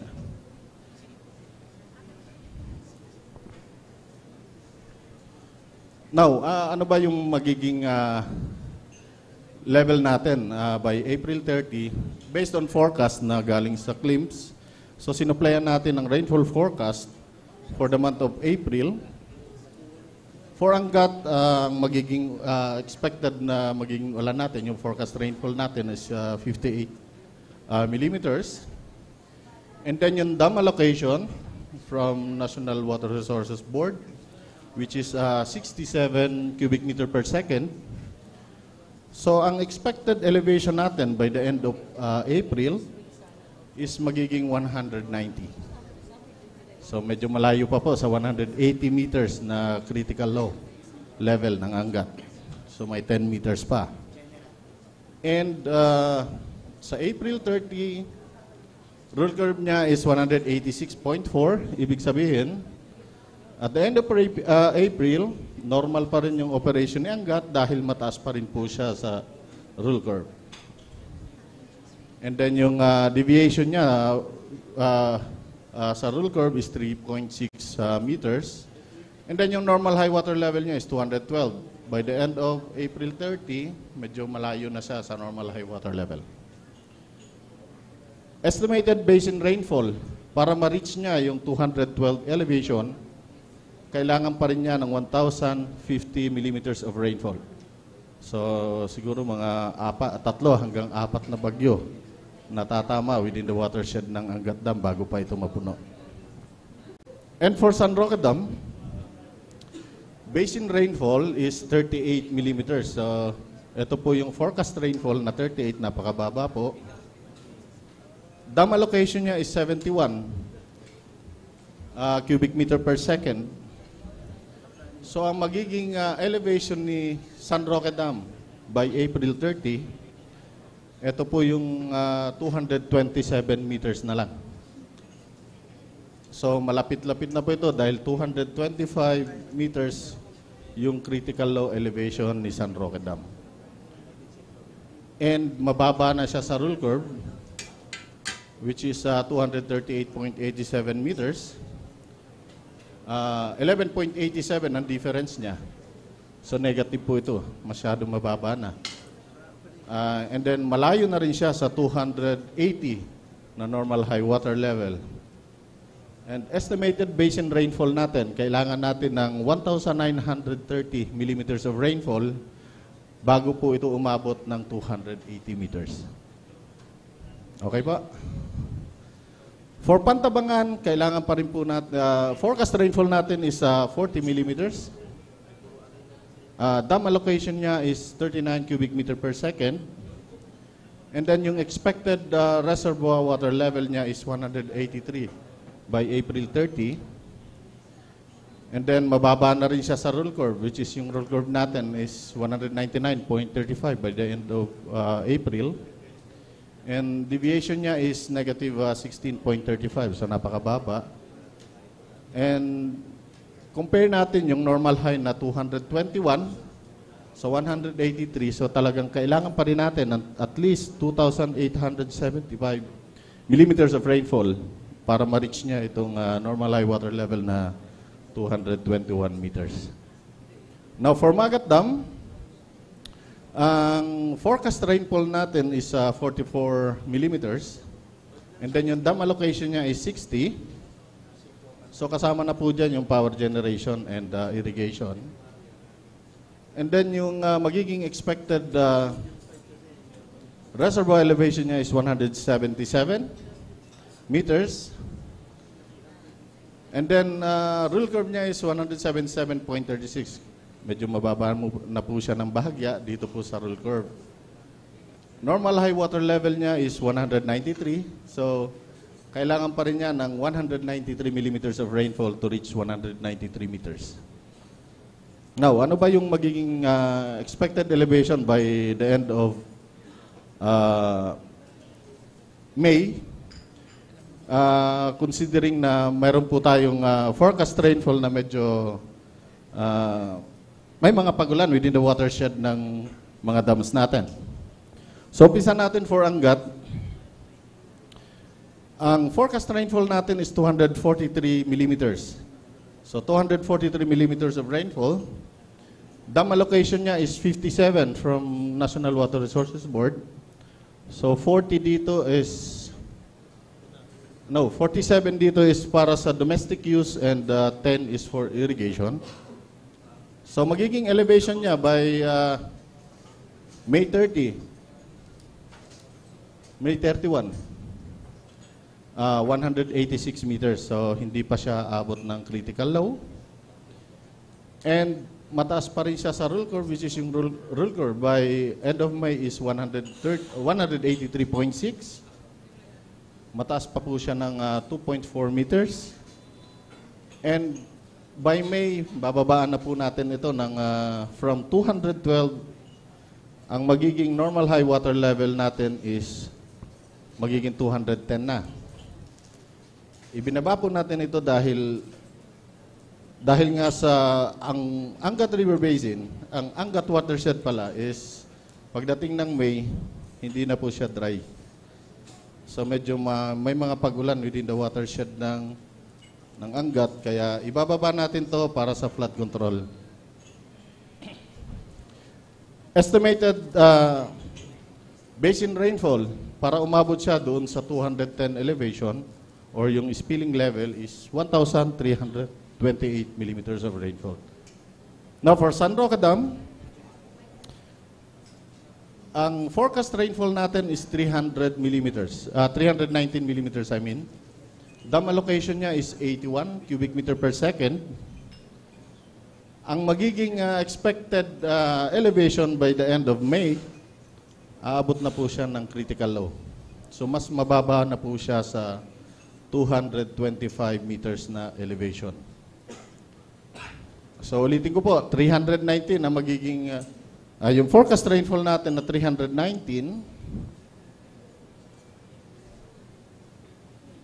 wala na.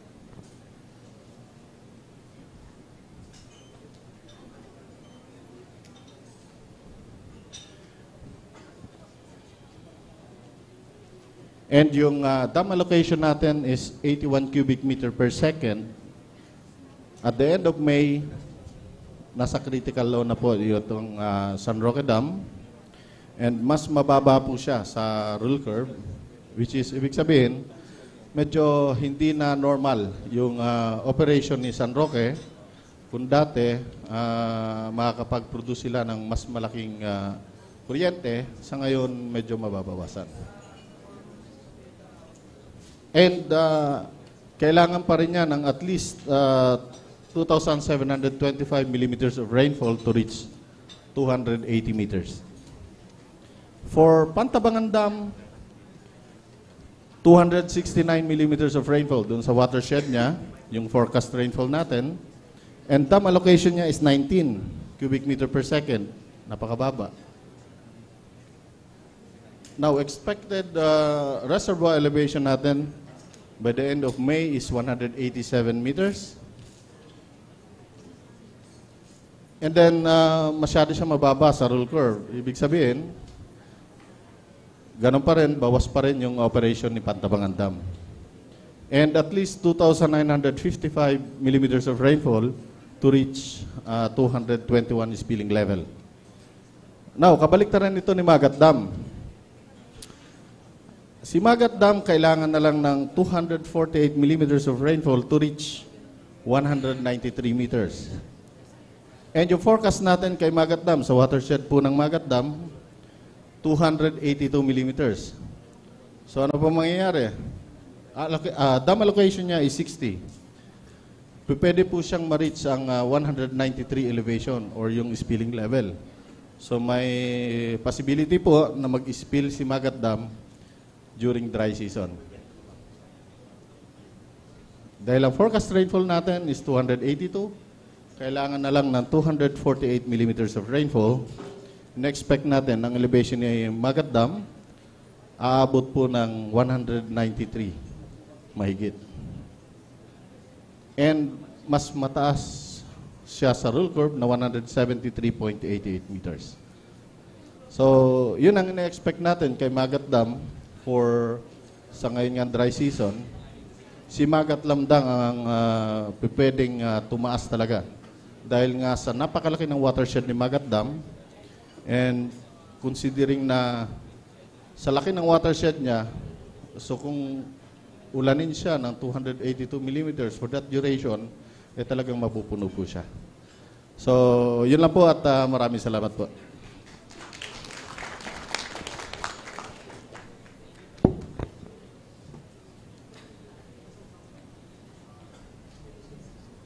Thank you, Mr. Richard Orendain.